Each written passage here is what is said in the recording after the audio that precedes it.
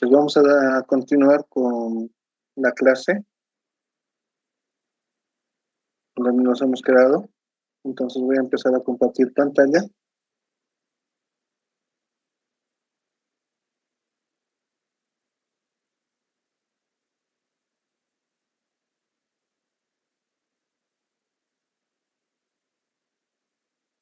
¿Se ve la pantalla? Sí, doctor. Sí, doctor.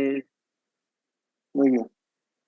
Entonces, como quedábamos la anterior vez, este cuadro, nuevamente recordando, tenemos la fase preclínica donde tenemos a los sujetos subrogados o los experimentos en animales que se realizan en los laboratorios, y luego tenemos las fases ya clínicas, que como les decíamos son 4 fases. La 1, donde generalmente se utiliza en pacientes sanos de manera voluntaria, donde principalmente lo que buscamos es determinar la farmacocinética y la farmacodinamia del medicamento, del compuesto a ser probado. En la fase 2, donde ya empezamos a utilizar en personas con patologías de base, en las cuales el medicamento, el fármaco o el estudio o el examen que se quiere poner a prueba, ya se va a realizar en pacientes con una patología ya de base, donde vamos a ver los efectos colaterales comprobando los efectos entre el medicamento previo y el nuevo medicamento que debe estar siendo empleado. En la fase 3, donde ya se utiliza en grandes centros poblacionales, ya estudios multicéntricos, donde ya vamos a ver los efectos colaterales en personas que ya tengan otras condiciones aparte de la patología de base. Puede ser un medicamento que tenga empleos para la diabetes, pero acá también puede haber población que tenga presión alta o que tenga cierto grado de insuficiencia renal crónica.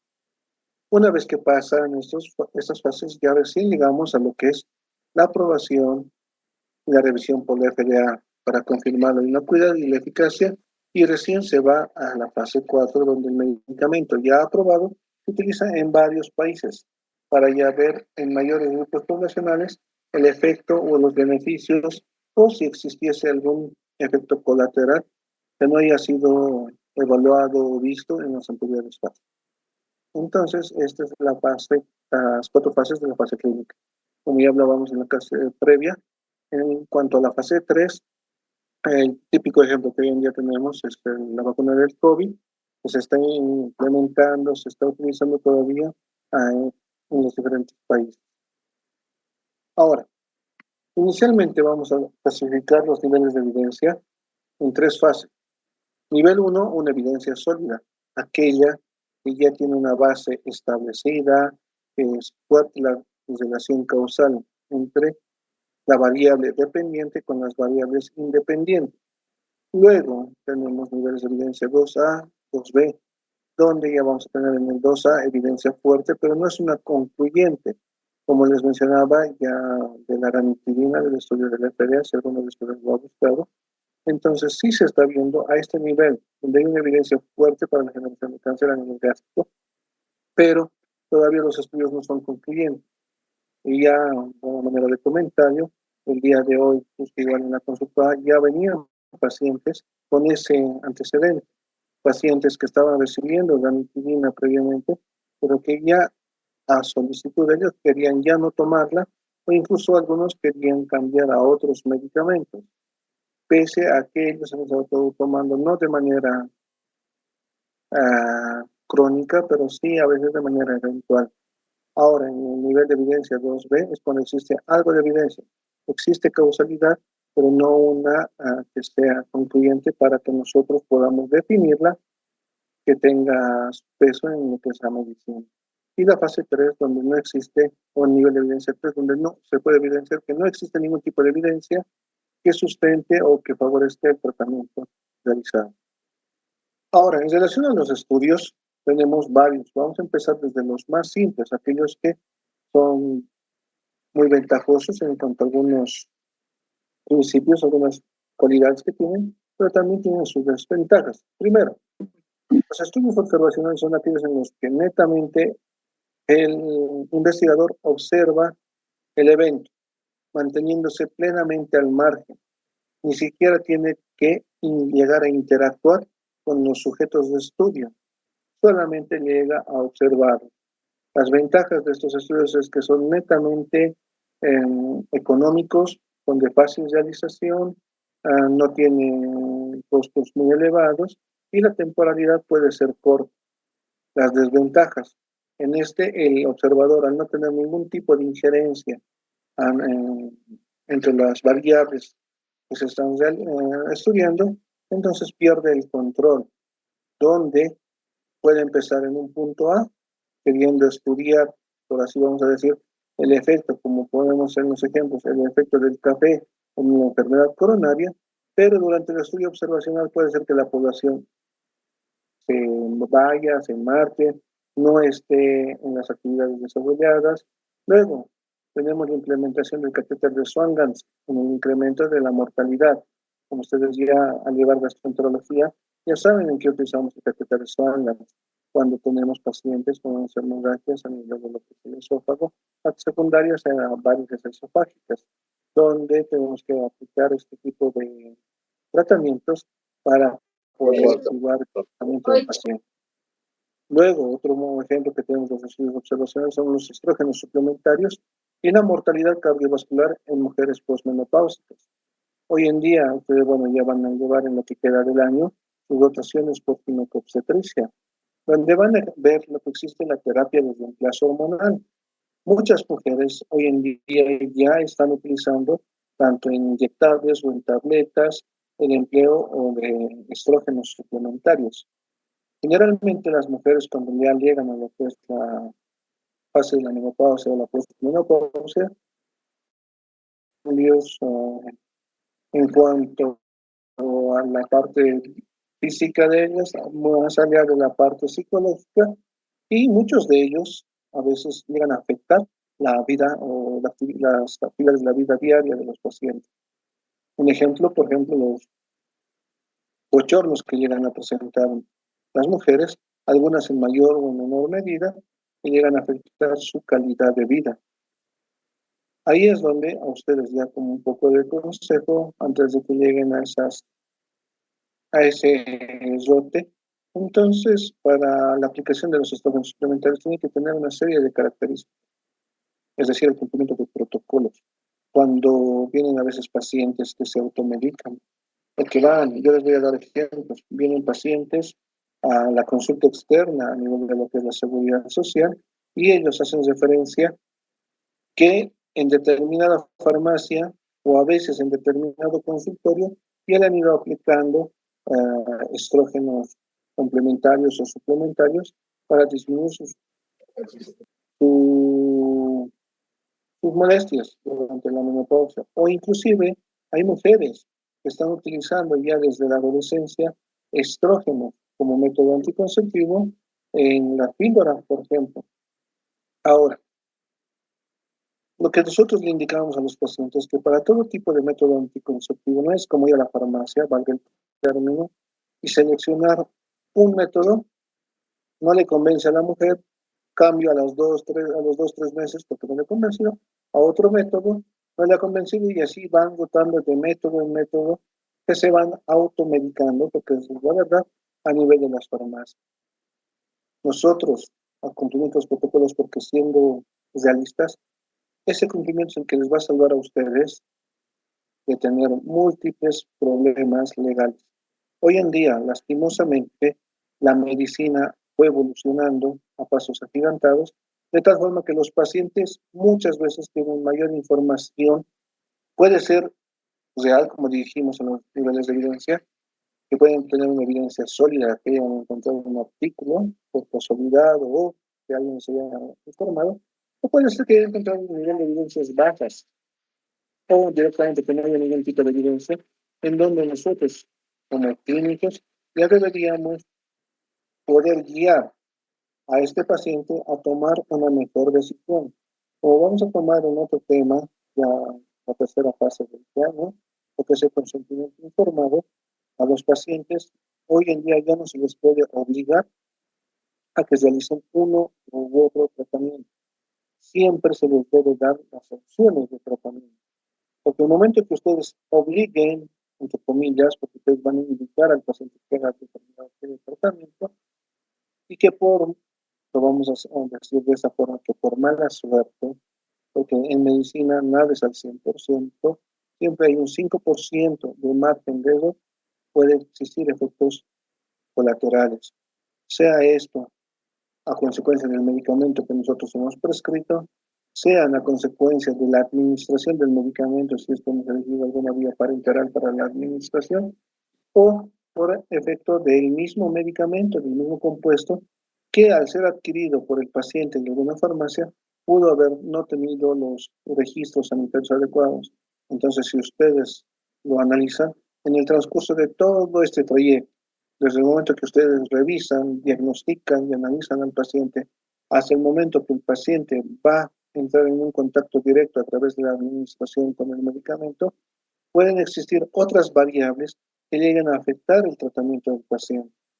Y como les dije en la primera clase, ahí es donde entra la experticia, la calidad, la calidez humana con la cual el médico llega a explicar al paciente para que él pueda ver y analizar que nosotros tratamos siempre de hacer lo mejor por el paciente.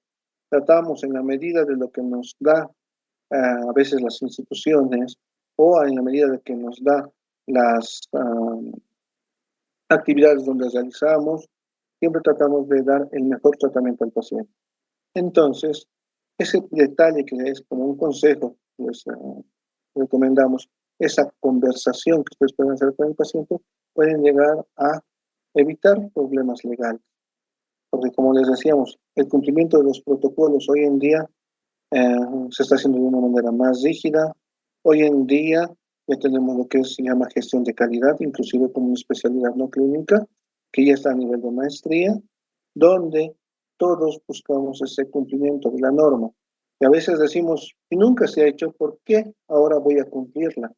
Si antes mis profesores, mis docentes, o los peor aún, los profesores de mis profesores, no cumplían, y prácticamente cuando el médico daba un diagnóstico, un tratamiento, así en términos comunes, era como decir la palabra de Dios, donde el paciente tenía que cumplir y aceptar a letra muerta lo que el médico indicaba o prescribía. Hoy en día no es así. Entonces, todas estas recomendaciones que les damos es para evitar problemas a futuro. Así que, volviendo a ese punto del uso de estrógenos suplementarios, sea como tratamiento de mujeres que están en la posmenopausia o que están pasando la menopausia, o tal vez como empleo como método anticonceptivo, siempre tiene que tener una base científica sólida, por la cual nosotros estemos indicándoles el empleo no, que tiene efectos colaterales, que ya tenemos conocimiento, como es el efecto de trombosis, aumento de lípidos en la sangre, problemas de efectos cardiovasculares como la hipertensión o problemas que llegan a afectar o generar cuadros como un infarto agudo mental. En resumen, entonces los estudios observacionales son aquellos en los cuales el investigador solo se dedica a observar, el nombre lo indica, es el de menor costo, pero el que tiene la mayor cantidad de desventajas al momento de tener control sobre las variables. Luego ya vienen los experimentos con animales, como hemos indicado en la fase preclínica. Las ventajas son que estos estudios tienen un excelente control de todas las variables, como ya dijimos, los animales subrogados. No se necesita obviamente la firma del paciente. Claro que existen hoy en día normas que se deben cumplir, normas de bioética que debemos tener en cuenta. Ahora, las desventajas de estos estudios son que los resultados en muchos casos no se pueden aplicar a los humanos, ya que lo queramos o no, la biología, nuestra genética es diferente a la de un ratón u otro tipo de animales.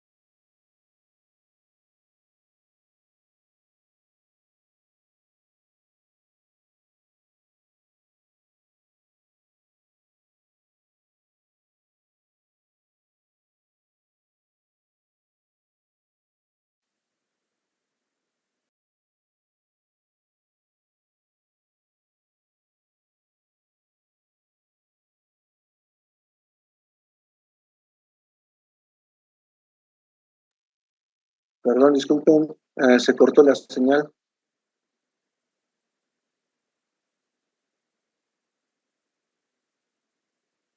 He tenido un problema con la señal, van a disculpar, voy a volver a compartir.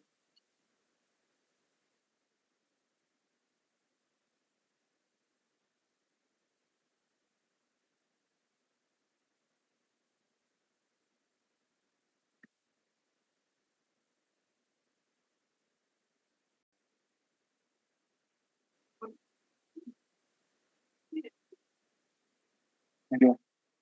¿Se escucha? ¿Se ve la pantalla? Sí, doctor. Muy bien. Como estábamos continuando con los experimentos con animales, las ventajas, el excelente control de todas las variables, pero que no se necesita, y que no se necesita la firma del paciente.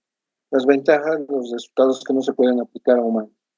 Ejemplo, los modelos de precondicionamiento cardíaco, donde la frecuencia cardíaca de un animal como de un ratón generalmente sigue entre 160 a 200 latidos por minuto, a diferencia de un humano, que estamos entre los 60 a los 100 latidos por minuto. Luego vienen los ensayos clínicos no controlados. En estos estudios las ventajas existen un poco tiempo de seguimiento. Son más baratos, pero esto en relación a los ensayos clínicos controlados. Las ventajas es que no se enfocan a veces a lo que le importa al paciente. En estos estudios generalmente tratamos de enfocarnos nosotros en ver las variables que estamos tratando de estudiar. Por ejemplo, la reducción del colesterol, que lo podemos obtener a través del empleo de medicamentos como es las estatinas, la atorvastatina, simvastatina, pero en este caso, nosotros emplear, como tal vez les hemos dicho ya en la clase previa, en un paciente, por ejemplo, con fibromialgia, el empleo de la atorvastatina, llegamos a desencadenar o exacerbar los cuadros de fibromialgia. En cuanto a la reducción de la glucosa sérica, nosotros podemos llegar a emplear medicamentos como es la metformina, la glibenclamida, pero en algunos casos de los pacientes podemos causar cuadros de hipoglicemia al no tener el cuadro ya muy controlado o al emplear nuevos medicamentos que puedan ser estos no autorizados de manera total como en una fase 3 o en una fase 4 en cuanto a las fases clínicas de los empleos de los medicamentos. Ahora, lo que le importa al paciente siempre, en cualquier estudio, es la reducción de los síntomas, mejorar su calidad de vida. Acá, para darles un ejemplo, cuando ustedes estén en consultorio externo atendiendo ya a sus propios pacientes, van a notar que el paciente viene con una agenda propia de acuerdo a las molestias que él tiene. Pero al estar en contacto con ustedes ya, perdón, valga la redundancia, como profesionales, como médicos en realidad, ya tienen que también dar la prioridad al paciente.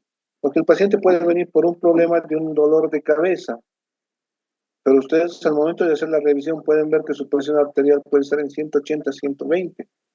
Y el paciente les puede decir, como nos pasó varias veces, doctor, es que mi presión siempre ha estado así. Me han tomado en otros momentos y mi presión es 160, no baja de 150. Así que mi dolor de la cabeza no es por la presión alta, es otra cosa, otra situación. Así que a veces los pacientes, y eso tienen que estar ustedes preparados, ya vienen con una agenda propia, viendo cuál es su prioridad.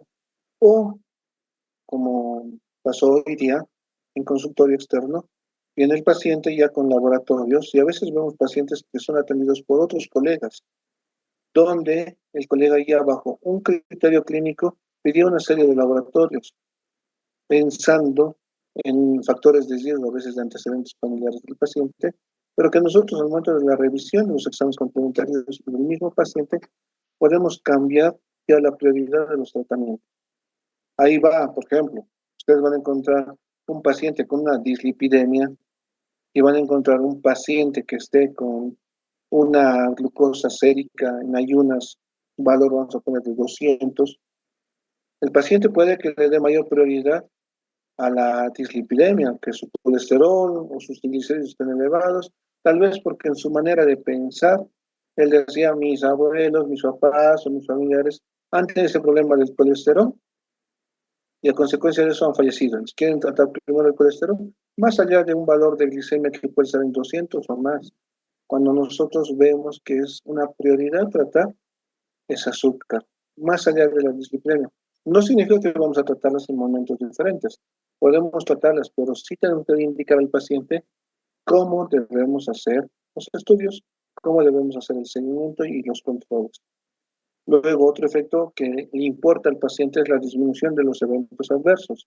Como ya hemos indicado en estos estudios no controlados, nosotros como investigadores vemos el resultado sin importar el efecto colateral a veces que podemos generar en el paciente.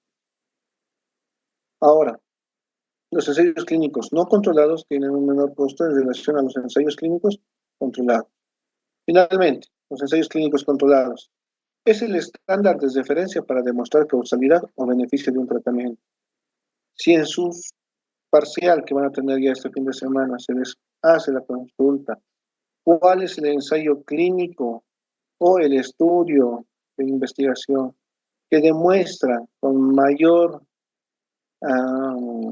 causalidad o beneficio el tratamiento o diagnóstico de un determinado estudio? Es el ensayo clínico controlado. ¿De acuerdo? Esa es una pregunta que puede ser este fin de semana. Ahora, en este estudio tenemos ensayo clínico controlado, el aleatorizado, el doble ciego. Para aquellos que no lo conozcan, el estudio simple ciego es donde el paciente o el sujeto de estudio no va a tener conocimiento de qué medicamento se le está administrando. En el estudio a doble ciego, que es el más empleado, es donde mi persona, como investigador o como la persona que va a administrar el medicamento o va a realizar el procedimiento, tampoco tiene conocimiento. Ahí es donde nosotros como investigadores, a una empresa farmacéutica X, le pedimos que nos dé dos tipos de elementos para hacer la prueba en los pacientes. Uno puede ser un frasco A o un frasco B, donde la forma, la estructura, la presentación van a ser idénticas de ambos frascos. La única diferencia sería frasco A o frasco B, donde en uno puede estar un placebo y en el otro está el medicamento que va a ser sujeto de estudio, donde yo, como investigador, desconozco completamente cuál es el producto, cuál es el medicamento o cuál es el placebo, y de esa forma y de los resultados que yo de estudio van a ser reales, donde voy a evitar el sesgo de que por una impresión mía, donde yo, sabiendo que el medicamento está en el frasco B, voy a tratar de que el frasco B tenga mejores resultados que el frasco A, demostrar realmente los efectos colaterales o las fallas terapéuticas que están realizándose.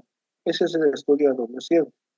Como ya estábamos indicando las ventajas, pues los resultados en este tipo de estudios son muy sugestivos y un beneficio real para el paciente. Representan objetivos evaluados de acuerdo a las prioridades del paciente, donde ya en el ensayo clínico no controlado nos enfocamos en el resultado, sea bajar la glucosa, sea bajar los lípidos, sea bajar la presión arterial, sea disminuir efectos colaterales de algún examen complementario. Estamos buscando nosotros ese beneficio.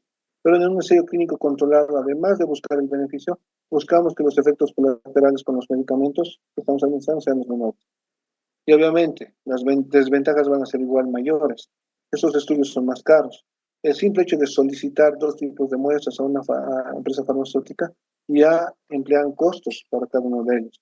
El hecho de conseguir sujetos de estudio que tengan o que firmen un consentimiento informado va a llevar también otro tipo de procesos. A su vez que también el hecho de tener encuestadores, que en algunos casos el costo promedio para el pago a un encuestador es de $1.8 por hora. Ese es el estándar más o menos que se maneja para el pago a un encuestador por hora y a veces depende también de la cantidad de personas que lleguen a encuestar. Son difíciles de llevarse a cabo por toda la complejidad que ya les hemos mencionado, son susceptibles a muchos errores de planeación o de desarrollo, esto debido a las variables cuando nosotros nos ponemos un límite de muestra que puede ser muy elevada en relación a la población real a la cual podemos tener el acceso. Típico ejemplo, los pacientes oncológicos, donde nosotros podemos emplear o querer hacer un estudio, digamos, sociodemográfico en pacientes que tengan un tipo de cáncer específico, cuando vamos a ir a ver a estos pacientes, vamos a ver que la población es mínima en relación específicamente al tipo de cáncer, porque cada tipo de cáncer en estos pacientes oncológicos genera diferentes tipos de síntomas, al igual que los tratamientos que llegan a tener sus efectos colaterales a nivel psiquiátrico, por ejemplo, a nivel neurológico, o concomitantemente las lesiones a nivel renal o hepático. La respuesta o los resultados que podemos llegar a obtener con los estudios clínicos controlados van a tardar varios meses, incluso muchos años. Tal vez el estudio uno de cortes que hubo, el estudio de Framingham, el más conocido. Ahora, un ejemplo que ponemos, los estudios clínicos controlados es el empleo de los secas o los beta bloqueantes, la aspirina o los efectos trombolíticos. Ustedes van a recordar, perdón, en la época del COVID-19, muchos pacientes, como parte del tratamiento que se empleó en ese momento, que era más sintomático, porque se empezaban a ver a los pacientes. Estudiaban que tienen complicaciones de saturación baja de oxígeno, que hay que darle oxígeno. Que el paciente tiene problemas de cuadros trombolíticos, entonces hay que darle aspirineta por los efectos colaterales por los efectos que puede llegar a tener. Ahora, nuevamente recordando a ustedes que el beneficio tiene que ser en relación también al costo que pueda llevar o conllevar el tratamiento que ustedes prescriban a un paciente. Por ejemplo, vamos a irnos con la aspirina. Como una recomendación, este tipo de hechos o detalles que nosotros les mencionamos, es una teoría que hemos visto durante los años que estamos a veces en consultorio. Con la aspirina viene en varias presentaciones. La que usamos nosotros habitualmente con la dosis que me va a disminuir los efectos de la generación de trombos a nivel endovascular, te da una dosis de 70 a 100 miligramos del ácido acetilsalicílico. Por eso, a los pacientes que han estado con COVID se les daba el calmadolcito. Ese nombre de calmadolcito, que es un nombre comercial, contiene aspirina en una dosis de 100 miligramos.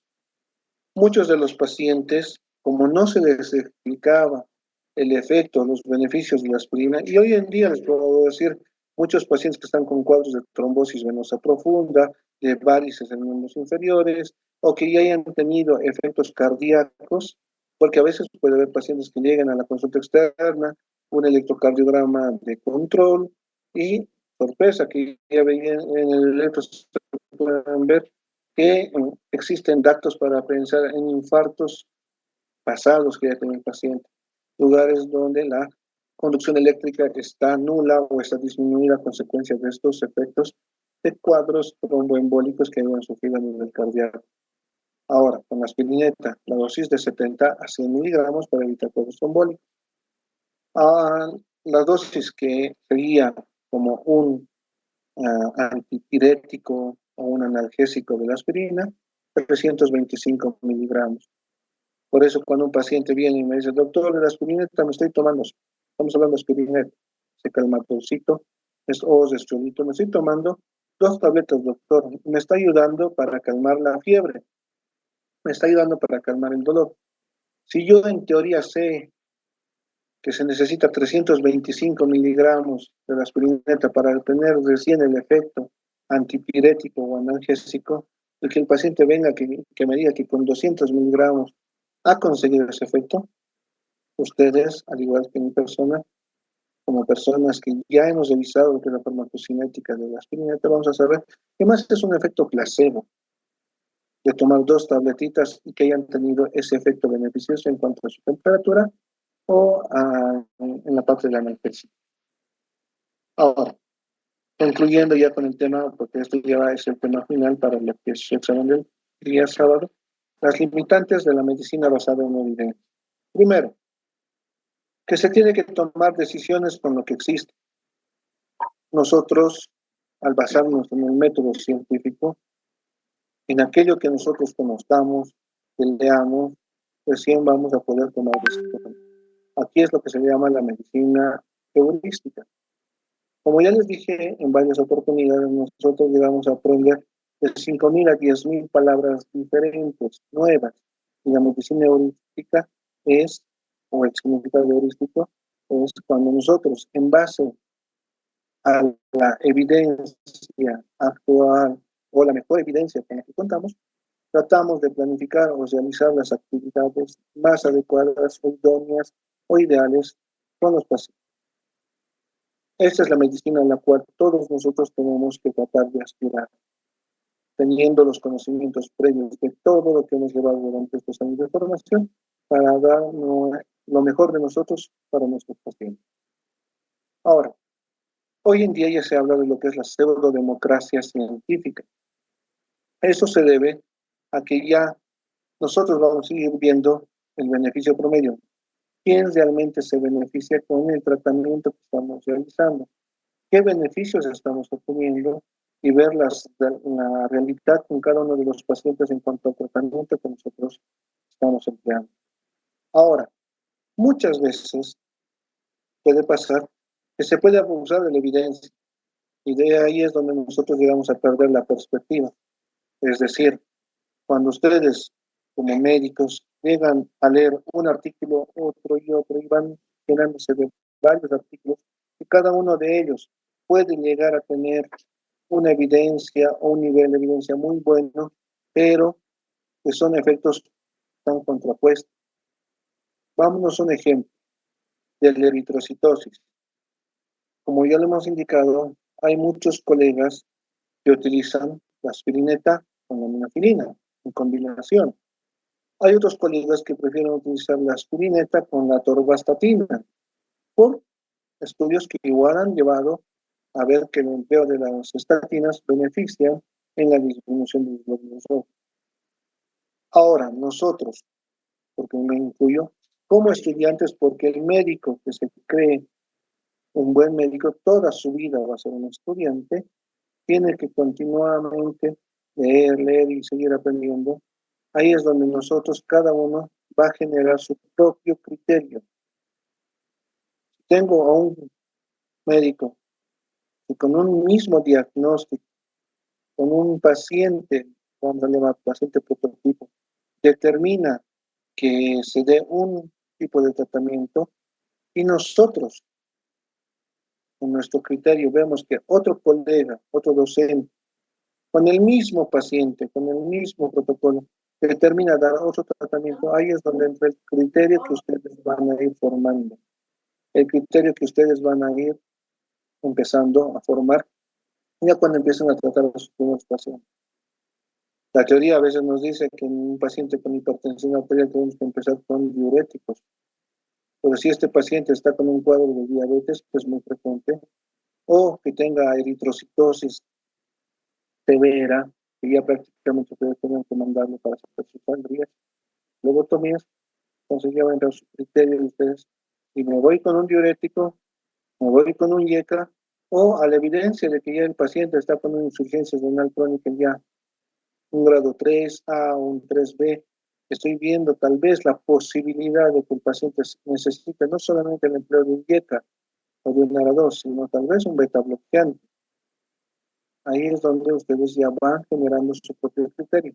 Como hemos indicado, hay mucha evidencia, pero con los temas que hemos ido revisando de la lectura crítica, ahí es donde ustedes van a hacer el discernimiento de ver cuál es la mejor evidencia para poder ayudar y mejorar en el tratamiento de sus pacientes.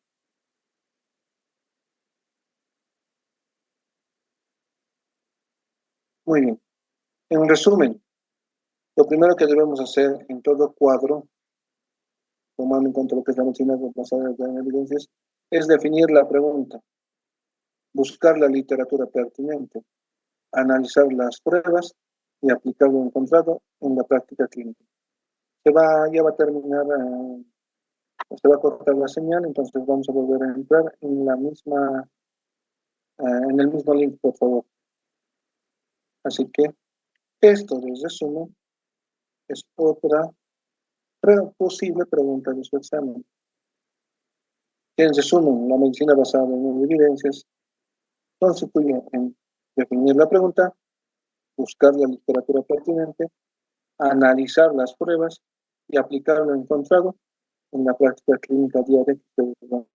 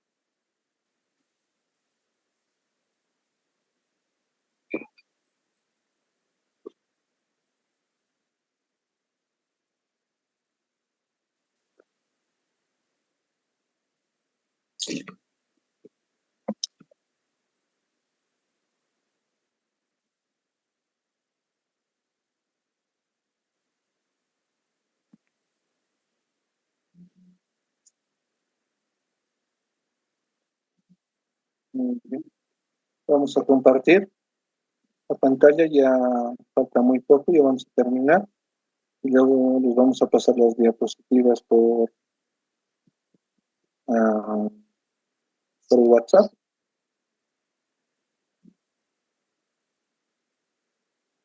¿Se está compartiendo la pantalla? Sí, doctor. Muy bien, gracias. Entonces, continuando, ya hemos dado el resumen de lo que está mencionado basado en las evidencias y algunas recomendaciones. La medicina basada en evidencia no sustituye a la experiencia, la complementa. No es que basándonos solamente y únicamente en la teoría vamos a mejorar al paciente. Tenemos que hacer un análisis global, tanto del paciente, su familia, su calidad de vida, las expectativas que tiene el paciente, como ya dijimos el día de hoy, esa agenda diaria con la cual el paciente llega al consultorio, al igual como a ustedes tal vez en algún momento les ha tocado ir en calidad de pacientes, siempre tienen una expectativa de qué es lo que se va a realizar. Más aún si es que ustedes ahora uno vive como familiares, han visto que los servicios de atención hoy en día tratamos de que se hagan lo más ágil posible, pero viendo la realidad de nuestro país, los servicios de salud hoy en día son insuficientes para la demanda de nuestra propia población. Ahora, en la medicina basada en la evidencia no requiere que el médico sea un científico. No significa que todos sean investigadores. No significa que todos ustedes, todos los del curso, todos los que ingresen este año en la facultad de lo que haga de medicina, sean científicos. No es nuestro carácter, no es nuestra búsqueda que ustedes el 100% sean científicos, sino que traten de usar la ciencia de la mejor forma a su favor. Que los artículos que cada uno de los médicos, de los colegas han ido desarrollando, con días, semanas, muchas veces meses o años de esfuerzo, nos sirvan para el conocimiento de nosotros y ahonden nuestras capacidades para poder rendir con los pacientes. La medicina basada en la evidencia no sustituye el buen juicio clínico. Puede ser que un médico, y eso también como consejo les indicamos, puede ser que el médico se cierre en un tratamiento X. Hoy en día tenemos varios tipos de insulina, por ejemplo, para el empleo de la diabetes, ya cuando los hipoglicemias han sido suficientes. Entonces, cuando ya tenemos el empleo de la insulina, ahí es donde nuestro juicio con cada uno de los pacientes puede determinar que empleemos la NPH, la insulina cristalina, o hoy en día ya tenemos el acceso de la insulina glargina. Muy bien. Las perspectivas a futuro. ¿Qué es lo que necesitamos como escuelas o como facultades de medicina de encontrar en nuestra currícula? Y por eso yo les puedo hablar, cuando estuve en la facultad, bueno, yo hice en la Universidad de San Andrés hace ya casi 20 años, este tema de estar en quinto año, no formaba parte de la currícula el hecho de la medicina basada en evidencias, el hecho de investigación.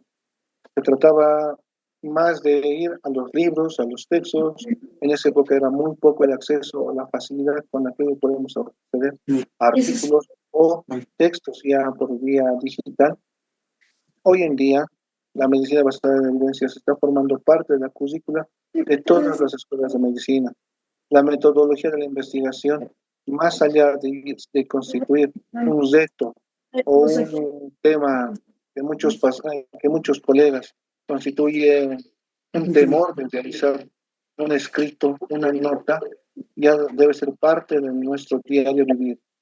La enseñanza de tratamientos efectivos, Porque muchas veces nosotros les va a tocar a ustedes en un momento cuando ya, como les dije en algún momento, van a llegar a ser también docentes de las futuras generaciones de médicos, van a tener que enseñar sus propios conocimientos. La realidad de hace 20 años, cuando yo estuve en la facultad, es diferente a la que hoy en día se vive. Y de aquí a 20 años, cuando ustedes, muchos de, tal vez ya sean docentes, también va a ser diferente. La calidad de enseñanza, los métodos audiovisuales con los que contamos, o la misma literatura. Ahora, la medicina basada en evidencias debe ser el fundamento principal para determinar los tratamientos de elección en los servicios públicos. Muchos de ustedes van a tal vez trabajar a nivel de instituciones que tengan carácter normativo, como es el Ministerio de Salud. Así que las decisiones que ustedes asuman en esos niveles tienen que tener una fuerte base científica para determinar qué se va a hacer. Por ejemplo, hoy en día se está hablando de las vacunas de la influenza. Y como ustedes habrán visto, recién está llegando en esta temporada las vacunas con la administración o la distribución a los diferentes sedes y a través de los sedes a los diferentes establecimientos de salud. Pero si ustedes han hecho o ven en las noticias un análisis del canal epidemiológico de las semanas epidemiológicas de hace 3 semanas, 4 semanas, donde se veía picos elevados de cuadros respiratorios, hoy en día con la administración de estas vacunas, se hubiesen evitado, si es que ellas hubiesen administrado hace un mes y medio antes. Porque una vez que se administra, no es que el paciente inmediatamente va a generar los anticuerpos o las defensas necesarias para evitar estos cuadros respiratorios, sino que lleva un tiempo de 7 hasta 15 días para que el cuerpo, tras la administración de estas vacunas, llegue a generar esas defensas. Así que estamos viendo para el mes de junio, a principios, que los efectos de las vacunas administradas hoy en día recién se van a ir viendo. Ahora, la medicina basada en evidencias debe ser la piedra angular para definir lo que sirve, lo que sirve y lo que definitivamente no sirve. Y también lo que probablemente va a servir. Como ya les vuelvo a repetir, todo lo que nosotros aprendemos durante estos 5 años, la mitad va a ser falso de aquí a 5 años. Y todo eso se va a ir definiendo poco a poco con todos los estudios que se vayan realizando. Para finalizar un mensaje, vivo en un mundo de fantasía. Mantén tu realidad lejos de mí, veo lo que quiero, quiero lo que veo. Estoy bien así. A ver, lo van a analizando este mensaje y a ver qué es lo que van a hacer. Muy bien. La medicina, aunque parte ciencia y parte arte, requiere de un buen fundamento científico. Así que nuestra carrera, una carrera tan noble, está compuesta por ciencia, también por arte, necesita un constante aprendizaje. Nuestra responsabilidad médica es ofrecer a los pacientes, dentro de lo posible, que tengan la mejor evidencia o el mejor beneficio clínico a reconocer también como clínicos cuando desconocemos algo. Como algunos de mis docentes nos decían, no saber para hoy es pasado, pero que no sepas para mañana, eso es pecado mortal. Así nos indicaban cuando yo estaba en tercer año en la facultad, rotando allá por el año 2003 en el hospital de clínica, donde los docentes te decían así básicamente, que no sepas hoy, posible, pasando, a menos que sea algo que ya hayas llevado, a menos que sea algo que tú ya has aprendido, donde ya la exigencia del nivel de estar en un tercer o cuarto año de medicina ya no te permite que tú desconozcas esos detalles. Pero si es algo un poco más profundo, más a detalle de cada una de las especialidades, que tú no sepas para mañana lo que te han preguntado hoy, eso ya constituye un pecado mortal, así lo mencionaron nuestro profesor. Ahora, la medicina basada en evidencias nos brinda la oportunidad de fungir como defensores de los pacientes en contra de la charlatanería, el abuso farmacéutico y del mercenario. Acá vamos a ver la charlatanería. Si alguna vez ustedes, bueno, por la feria del 16 de julio, hoy en día, que alguna vez he pasado por ahí, antes les voy a comentar, cuando estuve en la residencia médica el año 2008, empezando la residencia, en el Hospital Obrero. Había pacientes que han venido por el servicio de emergencias, indicando que en la feria del 16 de julio les habían vendido en un frasquito así de penicilina, un polvito ahí adentro que ellos desconocían cuál era su composición, pero que la persona que les ofrecía ese producto, entre comillas, milagroso, que lo curaba prácticamente todo, lo han empleado muchas veces en forma de jarabes, en forma de pomadas, o directamente tomándolo directamente de ese frasco. De acuerdo, como dice acá, de acuerdo a la charlatanería que tenga ese comerciante. Y muchas veces de estos pacientes han llegado con cuadros muy severos de intoxicaciones a emergencias del Hospital Obrero, donde ya fue necesario hacer otro tipo de maniobras, estudios toxicológicos. ¿Por qué? Trajeron los frasquitos, pero los frasquitos estaban vacíos. Perdón. Y ya costó tratar de buscar qué tipo de compuestos o qué es lo que estaban conteniendo ahí. En uno de ellos se encontró que era penicilina. En otro se encontró que había sido almidón solamente, que el paciente administrándose almidón, preparándolo con una jeringa y se había administrado de manera intramuscular, perdón, le ha generado una reacción adversa muy severa a nivel intramuscular, generando una destrucción de las fibras musculares de la administración directa de ese compuesto. Así que nuestra defensa, con todo lo que nosotros vamos aprendiendo durante estos años, es para defender a esos pacientes. El otro, del abuso farmacéutico. Perdón, como ya les decía en una clase, muchos de los colegas llegan a actualizarse constantemente de los visitadores médicos. Es más, muchos de los visitadores médicos pueden ser médicos, que por distintos factores, principalmente económicos, al no acceder a un puesto laboral acorde a su nivel académico, es decir, trabajar como médico, llegan a este tipo de empresas donde con los conocimientos que tienen, llegan, entre comillas, vamos a ponerle, a ofrecer productos que en muchos casos pueden tener efectos colaterales que no nos indican las empresas farmacéuticas o que a veces por el simple hecho de la promoción llegan a tener un costo 3 o 4 veces más elevado para el bolsillo de los pacientes. Y como hoy en día el problema económico es un problema transversal a todos los niveles, el hecho de emplear un medicamento que cuesta 5 pesos, pero que yo en forma genérica de una empresa adecuada, con registro y todo lo demás, puedo obtener un peso, ahí nosotros también defendemos el bolsillo de nuestros pacientes, haciendo el uso o el empleo de medicamentos que sí se deben utilizar. Lo otro, que también es muy frecuente, cuando vienen pacientes por un cuadro de una faringitis aguda al consultorio, como todos nosotros lo sabemos, pues, en grado de neumología o también son de causa viral. Entonces, en una faringitis, el hecho de emplear un antibiótico y que muchas veces, como les dije, esta faringitis me genera síntomas, una disfagia, orinofagia, o si llega una laringitis, una disfonía, entonces el tratamiento debería ser básicamente asintomático y en caso de una laringitis, un de corticoides si es que el cuadro lo amerita, como es la dexametasona. Pero en el común de los colegas, muchas veces utilizan antibióticos a diestra y siniestra, sabiendo que es un cuadro de faringitis, o peor aún, una rinofaringitis, que es un resfriado común, llegan a emplear antibióticos. Y como sabemos en la idiosincrasia de nuestra población, que cuando empezamos a tener una mejora con un tratamiento, muy pocas veces llegamos a concluirlo.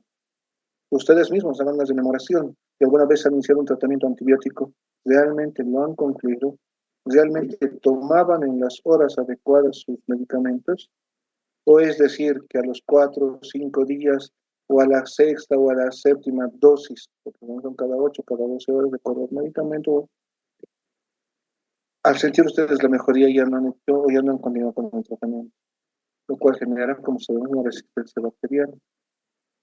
Esa ha sido la causa por la cual la penicilina, el primer antibiótico descubierto, que inicialmente se utilizaba hasta en polvo, poco a poco fue perdiendo su campo de acción.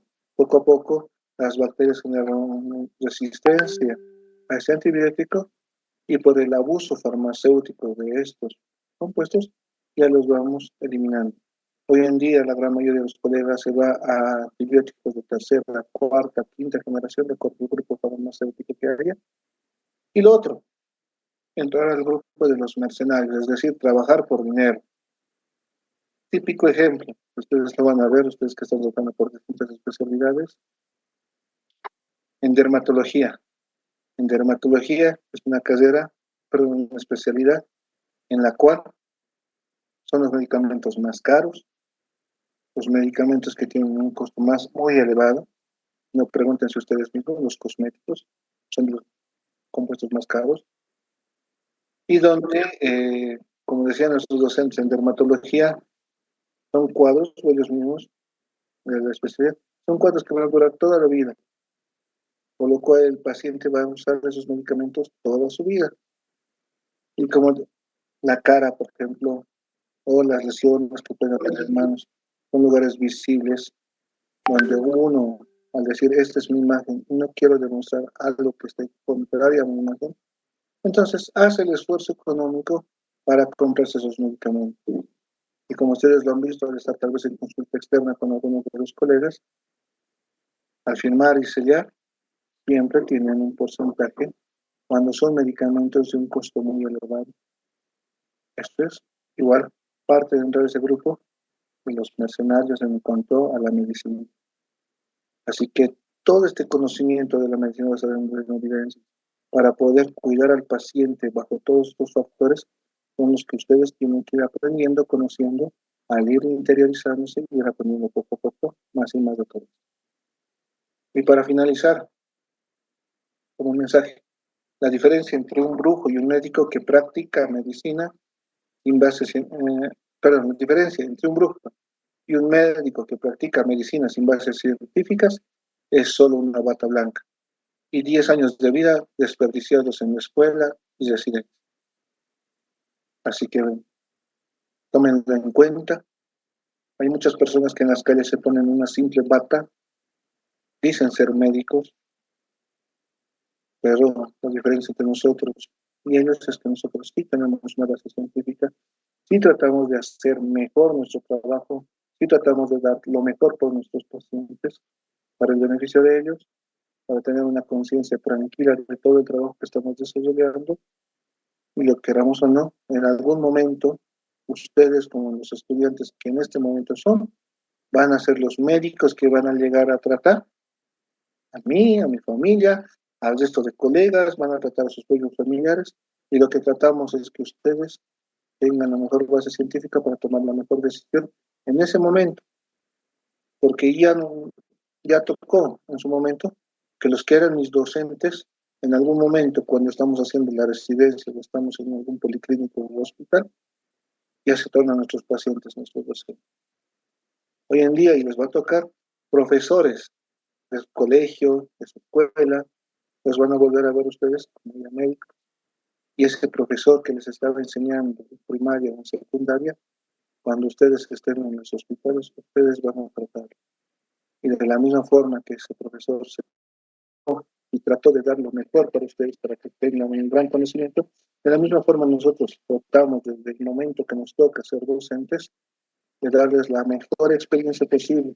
Detalles que no están escritos en los libros, porque siendo reales, hay muchas cosas que cuando ustedes empiezan a ejercer la medicina, o les toca ejercer algún cargo jerárquico, sea intermedio o alto, no les van a enseñar. Entonces son pequeños detalles que los libros a veces no explican porque necesitamos para poderles transmitir este poco de experiencia, como les dijimos. La medicina, basada en evidencias, no sustituye también a la parte de la experiencia, sino que llegan a complementar, formando entre los dos una base científica sólida, donde nuestra ciencia y nuestra arte van a tratar de ayudar a nuestra población. Entonces, muy bien, gracias por su atención. Entonces, bueno, vamos a pasarles ya en unos 20 minutos más, que ya vamos a terminar, lo que es la, las diapositivas.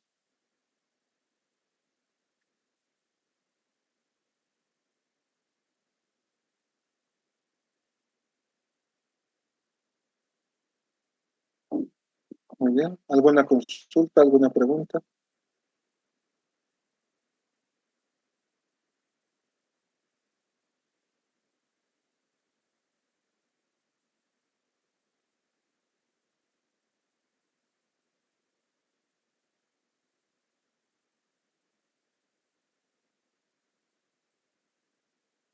No, no hay ninguna consulta. Bueno, entonces, gracias por su atención.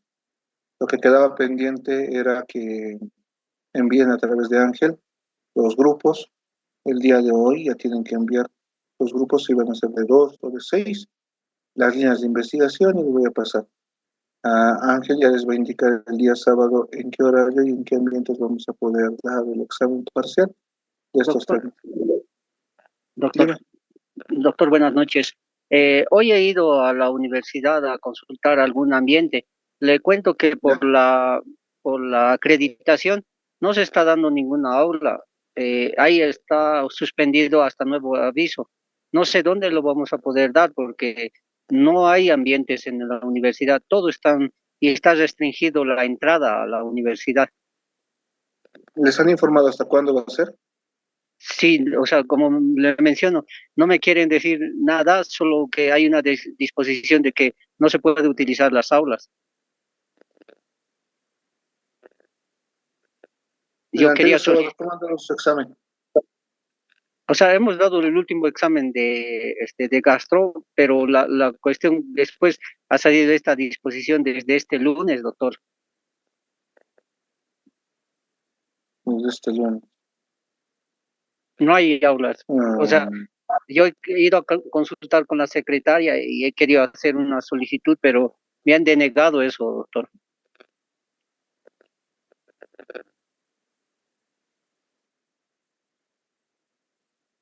hacerlo por vía digital, en línea. Sí, sí, yo creo que sería por vía virtual nomás, doctor, porque no hay otro, hay algunos materias que están dando por vía virtual. Muy bien. Entonces lo vamos a dar por vía virtual para el día sábado, por favor. Te voy a El, indicar el horario. ¿O qué ya, horario doctor. prefieres?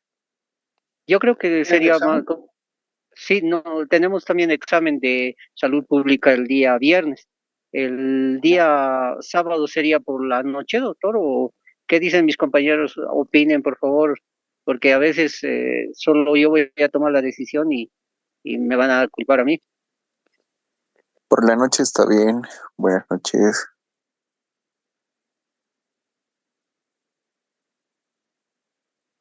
¿A qué hora? Bueno, el sábado, como saben, no sé si van a salir, es noche de museos. No creo, doctor. Cuidado que por ese motivo, porque una vez cuando es en línea, y alguna vez ya nos pasó, algunos no logran ingresar por distintos factores, y lo que es en línea, o sea, se corta, se habilita a una hora, se cierra a otra hora, y posterior al cierre ya no hay más, ya no habría ninguna opción de una segunda oportunidad. Y tengan en cuenta que es un parcial, son 3 parciales que van a dar y un final, y es un porcentaje importante, es una, que no ingresen y tengan cero, pues van a poner en apuros. Sí, doctor. En la mañana, doctor, tiene razón, es noche de museos, algunos vamos a ir, doctor. Sí, soy consciente de muchos de con Doctor, disculpe, ¿no familias. hay la posibilidad que el examen sea el domingo en la noche, por favor? Perdón, se escuchó entrecortado. Doctor, por Sí, favor, para el sábado, por favor. Para el sábado, Sí, doctor, o si hay la posibilidad, si el domingo en la noche podría ser. por mí no habría problema. Doctor, lo mejor yo pienso que sería consensuarlo con todo el grupo porque en este momento estamos vertiendo opiniones unos cuantos, ¿no, Sí. doctor? Entonces yo pienso que mediante nuestro representante Ángel, después ya le puede comunicar, ¿no?, la decisión que ha tomado el grupo como tal, doctor. Muy bien. Del examen, me tienen que indicar, Ángel, va a hacer, como les dije, selección múltiple, van a ser 20 preguntas, van a tener media hora de examen. Traten de coordinar un horario en el cual todos puedan. Cuidado que haya alguien que diga no estuve de acuerdo, no podía, no me han indicado, entonces les voy a pedir, Ángel, por favor, pónganse de acuerdo. El examen va a ser media hora, 20 preguntas. ¿De acuerdo? Está bien, doctor. Como tenemos varios días, yo voy a consultar que se pongan de acuerdo hasta el día jueves, por lo menos. Y también indicarles a mis compañeros de que manden sus grupos y sus líneas de investigación. Solo tengo ahorita registrados solo 1, 2, 3, 5 grupos, doctor. Entonces, yo creo que tendrían que poner, enviarme, ¿no?, sus líneas de Muy investigación. bien. Entonces, por favor, lo que te voy a pedir, hasta el día viernes, como plazo, lo que te envíen, los que te envíen, si son 9, 10 grupos, si es la mitad del curso o es todo, que sería la idea, envías el día viernes por la tarde, por la noche, 8, 9 de la noche, por favor. Está bien, doctor. Le voy a mandar entonces los grupos y con las líneas de investigación, con los que me Muy envíen bien, hasta el día viernes. perfecto. Muy bien, Listo. gracias. Y le comunico, doctor, con anticipación, entonces, si es sábado o domingo. Muchas Perfecto. gracias, doctor, por su comprensión. No, gracias a ustedes y que tengan una buena noche. Hasta luego. Gracias. Hasta luego, doctor. Buenas noches, doctor. Hasta luego. Buenas noches, doctor. Gracias. Nada.